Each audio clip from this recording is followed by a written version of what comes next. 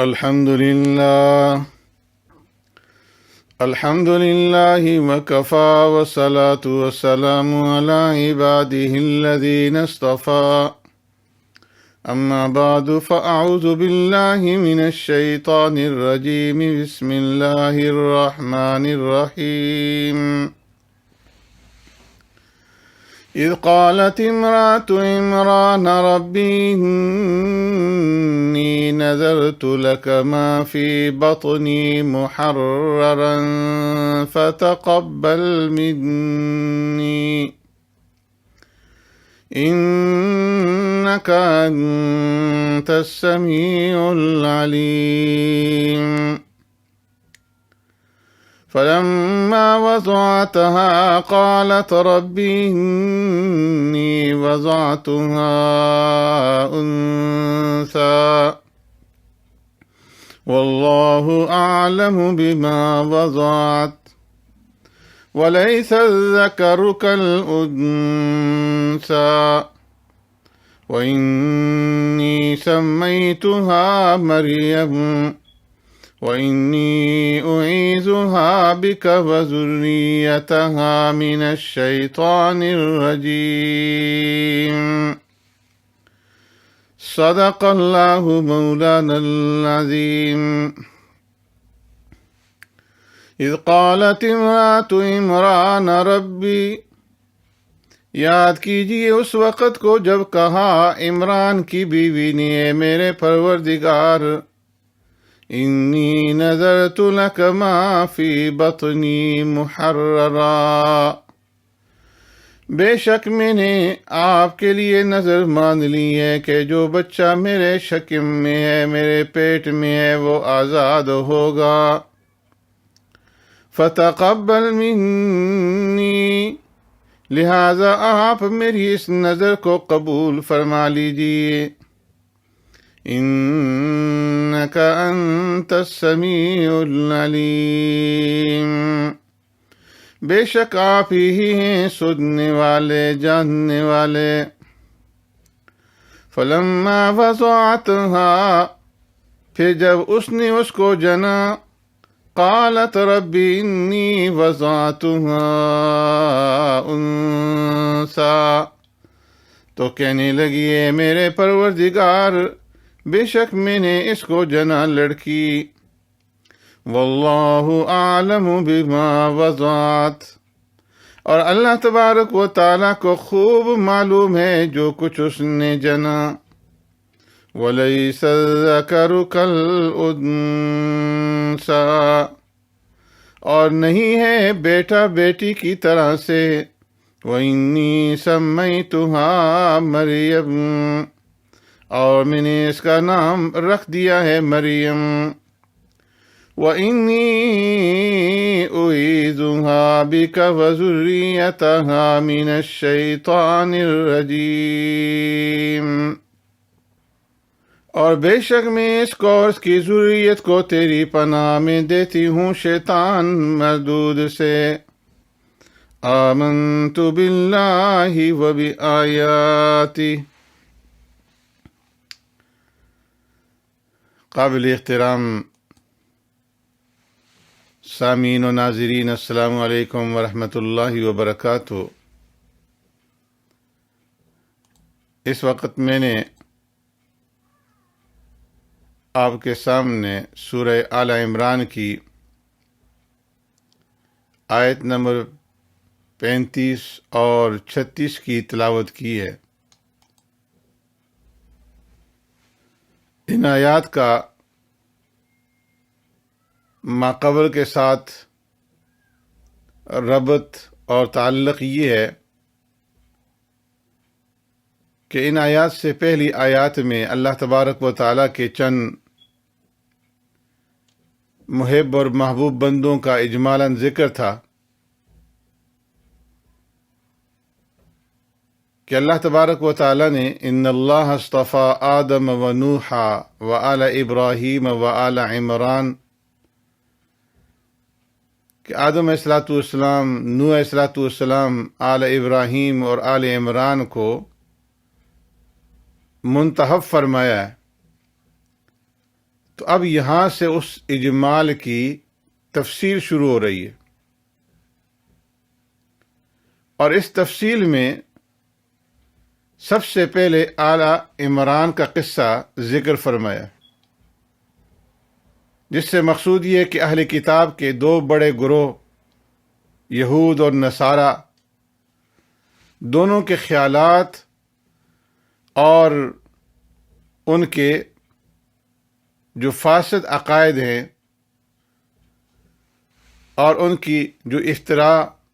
پردازیاں ہیں ان کا فیصلہ کر دیا جائے۔ یہود نے حضرت عیسیٰ علیہ السلام کے حق میں انتہا درجے کی تفرید کی، ان کی شان کے اندر گستاخی کی، ان کی شان عالی کو گھٹایا اور ان کو کاہن اور جادوگر بتلایا، جبکہ نصارہ نے عیسیٰ علیہ السلام کی شان کے اندر افراد سے کام لیا اور ان کی تعظیم میں انتہائی غلو اور مبالغہ کیا، یہاں تک کہ وہ عیسیٰ علیہ السلام کی ابنیت اور الوہیت کے قائل ہو گئے۔ تو اس لیے اللہ تبارک و تعالیٰ نے عیسیٰ علیہ السلام کی ولادت اور ان کے بچپن، ان کے بڑھاپے اور ان کے بشری احوال کو نہایت تفصیل کے ساتھ قرآن کریم کے اندر بیان فرمایا ہے، تاکہ یہ بات خوب اچھی طریقے سے واضح ہو جائے کہ عیسیٰ علیہ السلام کا تعلق جن سے بشر سے ہے، اور وہ آدم علیہ السلام کی ذریت اور ان کی اولاد میں سے ہیں، اور معاذ اللہ نہ تو خدا ہیں اور نہ خدا کے بیٹے ہیں۔ اس لیے اللہ تبارک و تعالیٰ نے احوال بشریت اور اطوار انسانیت سے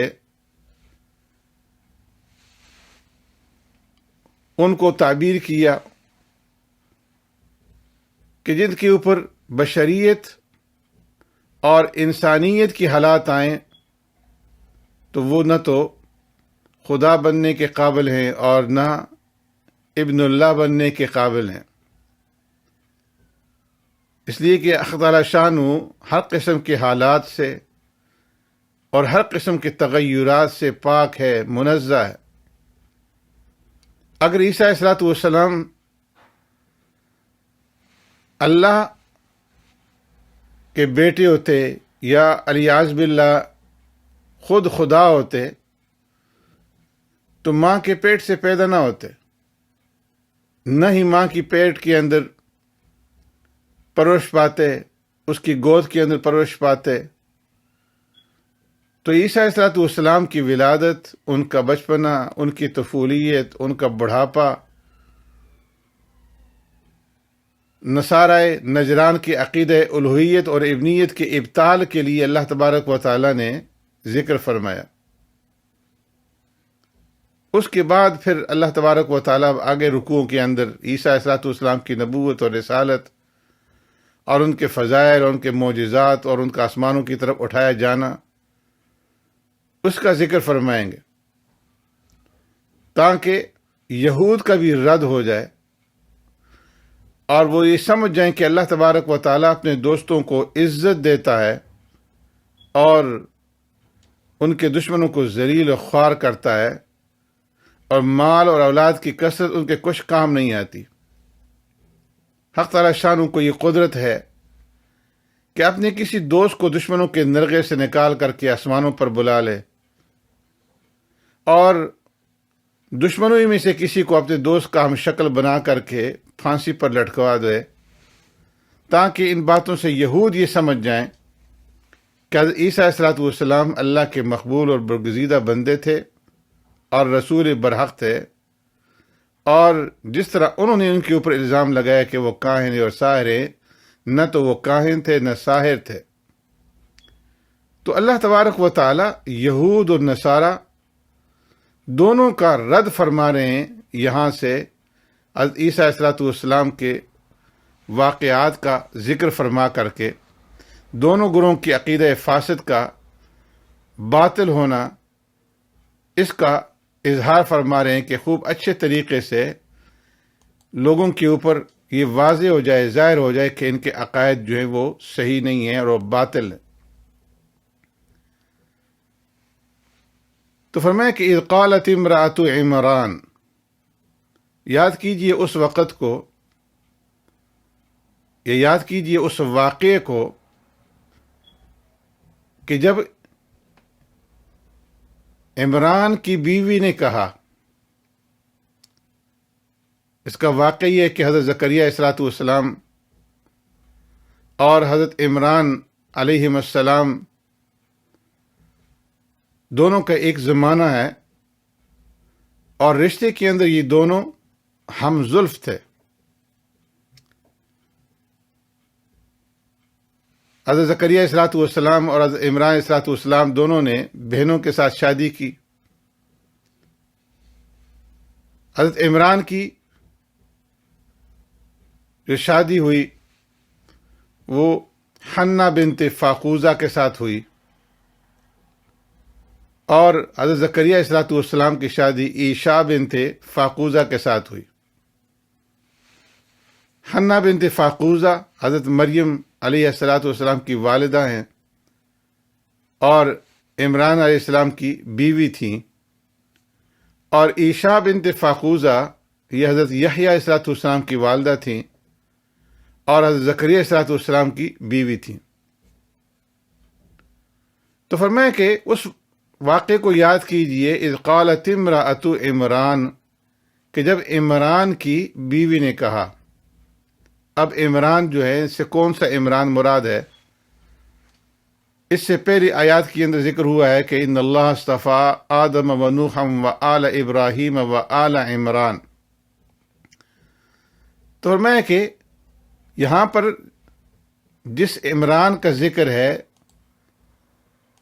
یہ وہ والا عمران نہیں ہے کہ جس کا پہلی آیات کے اندر ذکر تھا،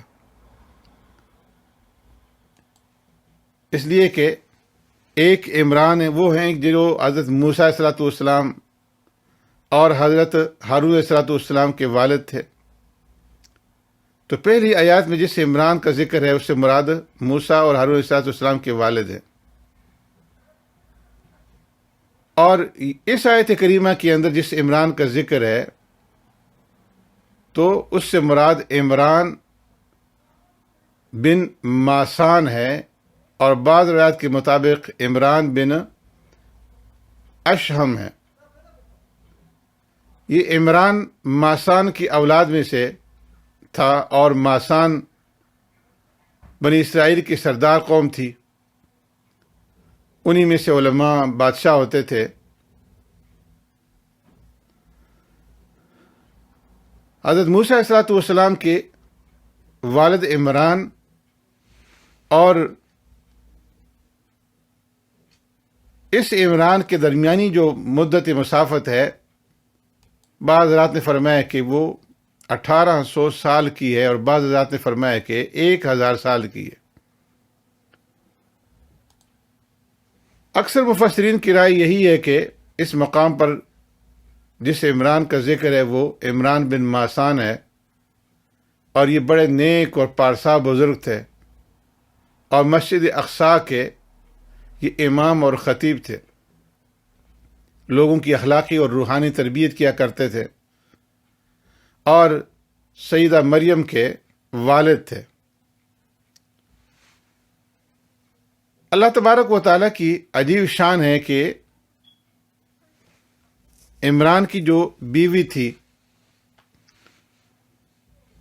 وہ بھی بانجھ تھی، اور زکریا علیہ السلام کی جو بیوی تھی وہ بھی بانجھ تھی۔ جس طرح میں نے پہلے عرض کیا کہ عمران بن ماسان کی بیوی کا نام حنہ بنت فاقوزہ تھا، اور زکریا علیہ السلام کی بیوی کا نام عیشا بنت فاقوزہ رحمہ اللہ تھا۔ تو حنہ بنت فاقوزہ کے بارے میں آتا ہے کہ ان کی اولاد نہیں تھی، اور یہ اولاد سے جوانی کے اندر محروم رہیں، یہاں تک کہ بڑھاپے کی عمر کو پہنچ گئیں، اور بڑھاپے کے اندر جب یہ پہنچی تو ایک مرتبہ یہ کسی مقام کے اندر بیٹھی ہوئی تھیں کہ انہوں نے وہاں پر دیکھا کہ کسی درخت کے نیچے سے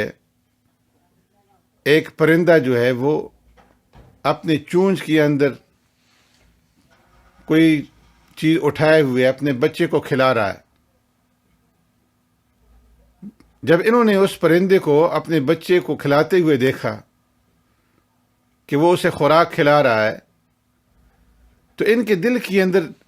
بچے کی خواہش پیدا ہوئی، اور اللہ تبارک و تعالیٰ سے اس موقع پر انہوں نے دعا کی کہ اے اللہ، تو مجھے بھی بچہ عطا فرما اور مجھے اولاد کی نعمت سے مالا مال فرما۔ بعض وجہ سے معلوم ہوتا ہے کہ باقی عورتوں کو دیکھ دیکھ کر کے ان کے دل کے اندر اولاد نہ ہونے کی وجہ سے حسرت پیدا ہوئی، اور انہوں نے اللہ تبارک و تعالیٰ سے اس کا سوال کیا کہ اللہ تو مجھے اولاد کی نعمت سے مالا مال فرما دے۔ اب جس وقت انہوں نے اللہ تبارک و تعالیٰ سے اس موقع پہ دعا مانگی تو اللہ تبارک و تعالیٰ نے ان کی اس دعا کو قبول فرما لیا اور ان کو اولاد کی نعمت سے نواز دیا، اور یہ حاملہ ہو گئی۔ جس وقت یہ حاملہ ہوئی تو انہوں نے شکرانے کے طور پر یہ منت مانی کہ انی نذرت لک ما فی بطنی محررا، کہ میرے پروردگار، یہ جو میرے پیٹ کے اندر بچہ ہے، میں نظر مانتی ہوں، یہ منت مانتی ہوں کہ جب یہ بچہ پیدا ہوگا تو یہ محررہ، اس کو میں آزاد کر دوں گی تیری عبادت کے لیے۔ بنی اسرائیل کے اندر یہ دستور تھا کہ وہ اپنے لڑکے کو خدا کی نظر مانا کرتے تھے کہ جب اس کا دودھ چھوٹ جائے گا تو ہم اس کو ہیکل یعنی مسجد کے حوالے کر دیں گے۔ مسجد اقصی جو حضرت سلیمان علیہ السلام نے یروشلم کے اندر، فلسطین کے اندر بنائی تھی، جس کو اہل اسلام بیت المقدس کہتے ہیں، جہاں آج کل یہود مسلمانوں کے اوپر حملہ آور ہیں، تو اس وقت یہ دستور تھا کہ جو بھی بچہ پیدا ہوتا تو اس کو مسجد اقصی کی خدمت کے لیے چھوڑ دیتے تھے۔ روایت کے اندر آتا ہے کہ جب تک وہ بالغ نہیں ہو جاتا تھا تو وہ وہیں پہ مسجد اقصی کے اندر رہتا تھا اور مسجد اقصی کی خدمت کے اندر مصروف رہتا، وہاں پر تعلیم کے حصول کے اندر مصروف رہتا، اور بلوغت کے بعد پھر اس کو اختیار ہوتا تھا کہ وہ چاہے تو وہاں رہے، چاہے تو کسی اور کام کے اندر مشغول ہو جائے۔ تو انہوں نے بھی یہ نظر مانی کہ اے اللہ، انی نذرت لک ما فی بطنی محررا، کہ جو میرے پیٹ کے اندر بچہ ہے اس کو میں تیری عبادت کے لیے آزاد کر دوں گی۔ ان کی خواہش یہ تھی کہ اللہ تبارک و تعالیٰ بیٹا عطا کرے، تو اس بیٹے کو اللہ رب العزت کے راستے کے اندر آزاد کر دوں گی، اور وہ اپنے باپ کے نقش قدم پہ چلے گا۔ چونکہ عمران مسجد اقصی کے امام اور خطیب تھے تو ان کی خواہش تھی کہ میرا جو بچہ ہو تو وہ بھی باپ کے نقش قدم پہ چلے اور اللہ کے گھر کی خدمت کے اندر جو ہے وہ مصروف رہے۔ اکثر مفسرین نے تو اسی بات کا ذکر کیا ہے کہ عمران کی جوانی کے اندر کوئی اولاد نہیں تھی، اور حنا بنت فاخوذہ جو ہے وہ بڑھاپے کی عمر تک اولاد سے محروم رہی، لیکن حضرت مولانا سرفراز خان صاحب صفدر رحمۃ اللہ تعالی علیہ نے اپنی تفسیر کے اندر اس بات کا ذکر کیا ہے کہ حنا بنت فاخوذہ کا ایک جوان سال بیٹا تھا جس کا نام ہارون تھا، اور وہ جوانی کے اندر ہی فوت ہو گیا۔ تو اس کے وفات پانے کے بعد انہیں بہت زیادہ افسوس تھا کہ میری کوئی اولاد ہوتی تاکہ وہ عمران کی جگہ پہ، میرے خاوند کی جگہ پہ مسجد اقصی کی خدمت کے اندر مصروف رہتی اور ان کی نشست اور ان کی جگہ جو ہے وہ سنبھال لیتی۔ تو اس لیے انہوں نے اللہ تبارک و تعالیٰ سے اولاد کا سوال کی، اور اللہ تبارک و تعالیٰ نے جب ان کی اس سوال کو پورا کر دیا، دعا قبول کر لی، تو انہوں نے یہ نظر مانی کہ جو بچہ پیدا ہوگا تو میں اس کو مسجد اقصی کی خدمت کے لیے آزاد کر دوں گی، تاکہ وہ اپنے باپ کے نقش قدم پہ ساری زندگی مسجد اقصی کی خدمت کرتا رہے۔ تو فرمایا قالت امرأۃ عمران رب انی نذرت لک ما فی بطنی محررا، جب کہا عمران کی بیوی نے اے میرے پروردگار انی نذرت لک ما فی بطنی محررا، بے شک میں نظر مانتی ہوں اس بچے کے بارے میں جو میرے پیٹ کے اندر ہے کہ میں اس کو تیرے دین کے لیے آزاد کر دوں گی۔ فتقبل منی، اے میرے پروردگار میرا یہ نذرانہ قبول فرما لیجیے، میں پیدا ہونے والے بیٹے کو تیری عبادت اور تیرے بیت المقدس کی خدمت کے لیے وقف کر دوں گی۔ انک انت السمیع العلیم، بے شک تو ہی سننے والا اور جاننے والا ہے۔ مقصد یہ تھا کہ میں اس مکمل یقین کے ساتھ دعا کر رہی ہوں کہ تو میری التجا کو سن رہا ہے، اور میری اس نظر اور اس میں پائے جانے والے خلوص کو یہ اللہ تو جانتا ہے۔ امام ابو بکر جساس رحمۃ اللہ تعالی علیہ فرماتے ہیں کہ جو نظر عمران کی بیوی نے مانی تھی، ایسی نظر ہماری شریعت کے اندر بھی جائز ہے کہ کوئی شخص یہ منت مان لے کہ میں اپنے بیٹے کو دین کی خدمت کے لیے وقف کروں گا، اور وہ علم دین یعنی قرآن، حدیث، فقہ وغیرہ سیکھے گا، اور اس سے دنیا کا کوئی اور کام نہیں لوں گا۔ فرماتے ہیں کہ ایسی نظر ماننا جو ہے وہ درست ہے۔ البتہ اگر کوئی معصیت کی نظر مانے، نافرمانی کی نظر مانے، کسی ناجائز کام کے لیے منت مانے، تو اس کے اوپر عمل کرنا جائز نہیں ہوتا، بلکہ ایسی نظر کو توڑنا ضروری ہو جاتا ہے۔ اس لیے کہ پیارے پیغمبر صلی اللہ علیہ وسلم نے ارشاد فرمایا کہ من نظر ان یطیع اللہ، جو شخص اس بات کی نظر مانے کہ وہ اللہ کی اطاعت کرے گا تو اسے چاہیے کہ وہ اپنی نظر پوری کرے، اور لازماً اللہ کی اطاعت اسے کرنی چاہیے۔ لیکن اس کے خلاف اگر کسی نے اللہ کی نافرمانی کی نظر مانی تو فلا یعص اللہ، ایسے شخص کو اللہ کی نافرمانی نہیں کرنی چاہیے، بلکہ ایسی غلط نظر کو توڑ کر کے اس کا کفارہ جو ہے وہ ادا کرنا چاہیے، اور اس کا کفارہ جو ہے وہ کفارہ یمین کی طرح سے ہوگا، یعنی 10 مساکین کو کھانا کھلانا پڑے گا، یا انہیں کپڑے پہنانے پڑیں گے، یا 3 دن جو ہے متواتر روزے رکھنے پڑیں گے۔ تو فرماتے ہیں کہ کسی نیک کام کے لیے نظر ماننا یہ بمنزلہ عبادت کے ہے اور درست ہے کہ کسی کو دین کی خدمت کے لیے یا مسجد کی خدمت کے لیے وقف کیا جائے، یہ نظر جو ہے وہ صحیح ہے اور جائز ہے۔ البتہ کسی قبر کا مجاور بننے کی منت ماننا یہ درست نہیں ہے، اس لیے کہ اس سے شرک کی اور بدعات کی آویاری ہوتی ہے، اور اس کو جو ہے وہ نافرمانی اور معصیت کی نظر جو ہے تصور کیا جائے گا۔ اسی طریقے سے قبروں پر چڑھاوا چڑھانے اور وہاں پر نظر و نیاز پیش کرنے کی اجازت نہیں ہے، کہ بعض صورتوں کے اندر انسان شرک کا ارتکاب کر لیتا ہے اور بعض صورتوں کے اندر بدعات کے اندر مبتلا ہو جاتا ہے، لہٰذا ایسی نظر ماننا جو ہے وہ درست نہیں ہے۔ جبکہ بعض حضرات فرماتے ہیں کہ شریعت اسلام کے اندر ایسی نظر ماننا جو ہے وہ جائز نہیں، اس لیے کہ شریعت میں یہ حکم ہے کہ لا نظر فی ما لا یملک ابن آدم، کہ جس چیز کا ابن آدم مالک نہیں ہے اس کی منت جو ہے وہ نہیں مان سکتا۔ ابن آدم اپنے فعل کی منت مان سکتا ہے، دوسرے کی فعل کی منت نہیں مان سکتا۔ مثال کے طور پر کوئی کہے کہ اے اللہ اگر میرا فلاں کام ہو جائے تو میں اتنے نفل پڑھوں گا، فلاں کام ہو جائے تو اتنے روزے رکھوں گا، یا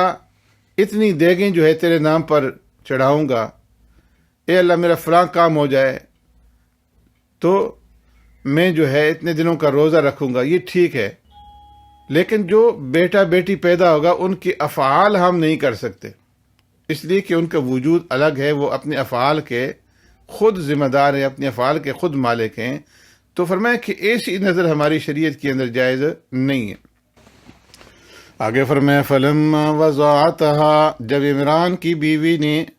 جنا تو وہ لڑکی تھی، قالت ربی انی وضعتها انثى، تو کہنے لگی اے میرے پروردگار میں نے تو لڑکی کو جنم دیا ہے، واللہ اعلم بما وضعت، اور اللہ تبارک و تعالی خوب جانتا ہے جو کچھ اس نے جنا ہے۔ کہنے کا مقصد یہ تھا کہ اللہ میں نے تو نظر مانی تھی کہ لڑکا ہوگا، اسے بیت المقدس کی خدمت کے لیے وقف کر دوں گی،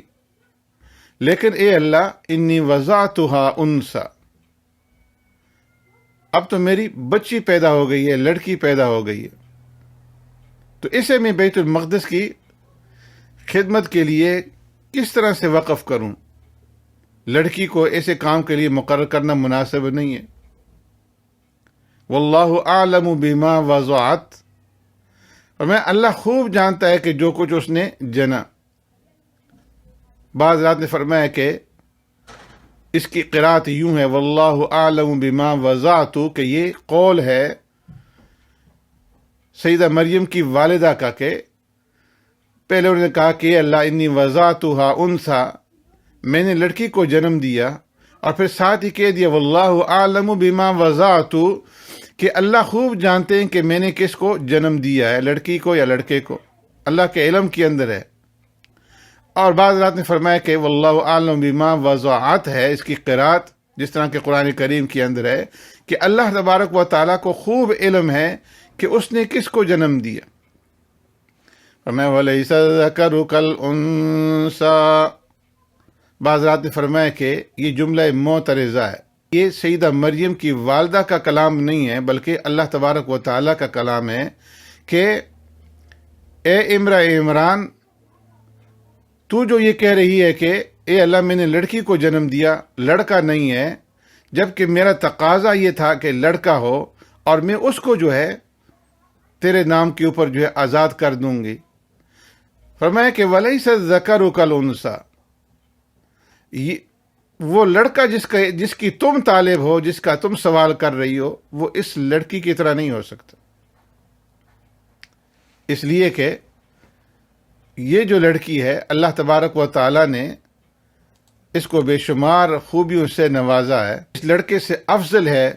اس لیے کہ اللہ تبارک و تعالیٰ اس کے بطن سے ایک عظیم الشان پیغمبر کو پیدا کرنے والے ہیں، اور اس کو عجیب طریقے سے پیدا کرنا مقصود تھا، تو اس لیے فرمایا کہ وَلَيْسَ الذَّكَرُ كَالْأُنثَىٰ، کہ یہ لڑکا اس لڑکی کی طرح سے نہیں ہو سکتا۔ فرمایا وَإِنِّي سَمَّيْتُهَا مَرْيَمَ، اے اللہ میں نے اس کا نام مریم رکھ دیا ہے۔ مریم کا معنی بعض کے نزدیک عابدہ کے ہیں، اور بعض کے نزدیک جو ہے خادمہ کے ہیں۔ اللہ تبارک و تعالیٰ نے سیدہ مریم کو حسن اور جمال سے جو ہے نوازا تھا۔ فرماتے ہیں کہ وہ اپنے زمانے کی خوبصورت ترین عورتوں میں سے تھیں، اور زمانے کی سب سے افضل عورت تھی۔ ایک روایت کے اندر ابو ہریرہ رضی اللہ تعالیٰ فرماتے ہیں ان رسول اللہ صلی اللہ علیہ وسلم قال حسبک من نساء العالمین اربع، مریم بنت عمران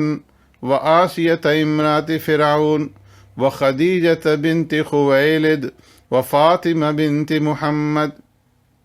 کہ ساری جہان کی عورتوں میں سے تمہارے لیے 4 عورتیں جو ہیں وہ مرتبے اور مقام کے اعتبار سے کافی ہیں، ایک مریم بنت عمران، اور دوسری آسیہ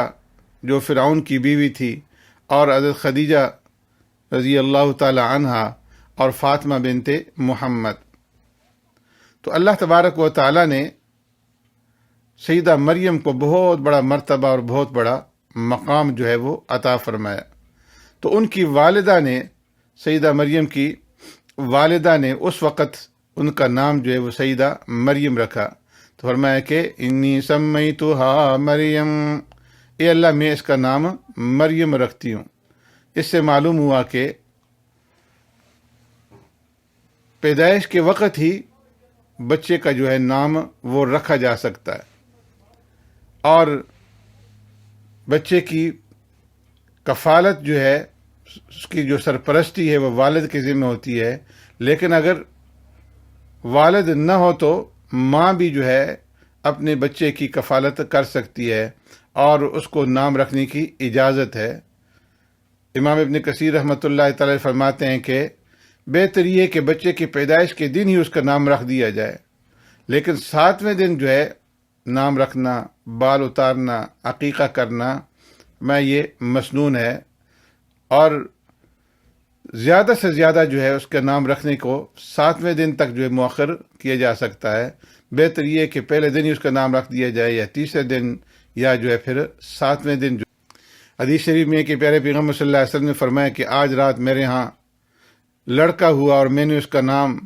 اپنے باپ حضرت ابراہیم علیہ السلام کے نام پر ابراہیم رکھا ہے۔ ایک روایت کے اندر حضرت انس ابن مالک رضی اللہ تعالیٰ فرماتے ہیں کہ میں اپنے بھائی کو جب ان کی پیدائش ہوئی تو لے کر کے پیارے پیغمبر صلی اللہ علیہ وسلم کی خدمت میں حاضر ہوا۔ آپ صلی اللہ علیہ وسلم نے اپنے دست مبارک سے انہیں گھٹی دی اور ان کا نام عبداللہ رکھا۔ ایک روایت کے اندر ہے کہ ایک شخص نے آ کر کے کہا، یا رسول اللہ،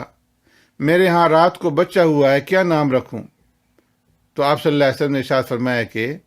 اس کا نام عبد الرحمن رکھ دو۔ اور ایک روایت کے اندر ہے کہ ابو اسید رضی اللہ تعالیٰ عنہ کے ہاں بچہ ہوا، وہ اسے لے کر کے پیارے پیغمبر صلی اللہ علیہ وسلم کی خدمت میں حاضر ہوئے تاکہ پیارے پیغمبر صلی اللہ علیہ وسلم اپنے دست مبارک سے اس بچے کو گھٹی دیں۔ آپ صلی اللہ علیہ وسلم کسی دوسری طرف متوجہ تھے، بچے کا خیال نہ رہا۔ حضرت ابو اسید رضی اللہ تعالیٰ عنہ اس کو واپس گھر لے گئے، گھر واپس بھیج دیا۔ جب پیارے پیغمبر صلی اللہ علیہ وسلم فارغ ہوئے